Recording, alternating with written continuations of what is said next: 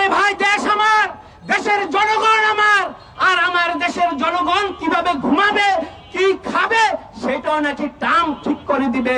ইউনূস সাহেব ক্ষমতা ছেড়েছে, ভিভিআইপি মর্যাদায় আছে, এই ইউনূস দেশ ত্যাগ করতে দেওয়া হবে না।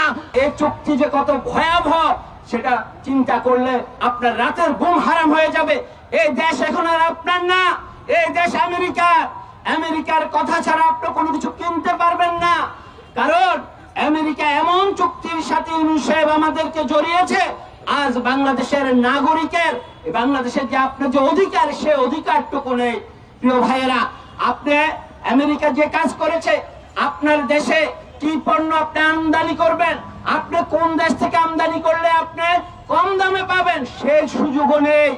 আমেরিকা সেটা বাধ্য করে দিয়েছে, তার দেশ থেকে ওই পণ্য আনতে হবে, এবং তার পরিবহন ব্যবস্থা অতিরিক্ত দামেও তার দেশ থেকে ওই পরিবহনের মাধ্যমে ওই পণ্য আনতে হবে। আপনি জানেন, এই যে আমাদের ওষুধ শিল্প, বিভিন্ন কল কারখানা যাই লাগুক না কেন, এটা হলো অশুল্ক সুবিধা।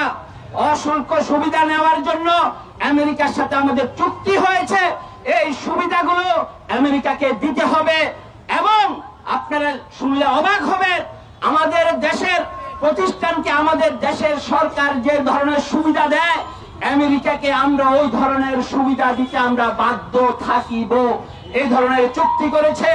এবং আমার দেশের যেসব আমরা স্বয়ং সম্পূর্ণ, আমরা বিদেশ থেকে আনতে হয় না, আমাদের কৃষি, আমাদের বিভিন্ন যে পশু সম্পদ, এসবের খাদ্য জাতীয় জিনিস আমেরিকার কাছ থেকে আনতে আমাদেরকে বাধ্য করবে।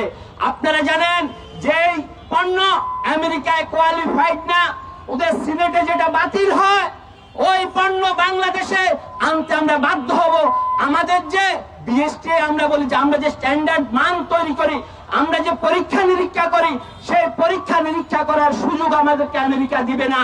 তারা আমাদেরকে যে পণ্য দেয়, সে বিষযুক্ত হোক, সেই পণ্য আমাদেরকে খেয়ে মরতে হবে। প্রিয় ভাই ও বোনেরা, এর বিরুদ্ধে আমাদেরকে রুখে দাঁড়াতে হবে।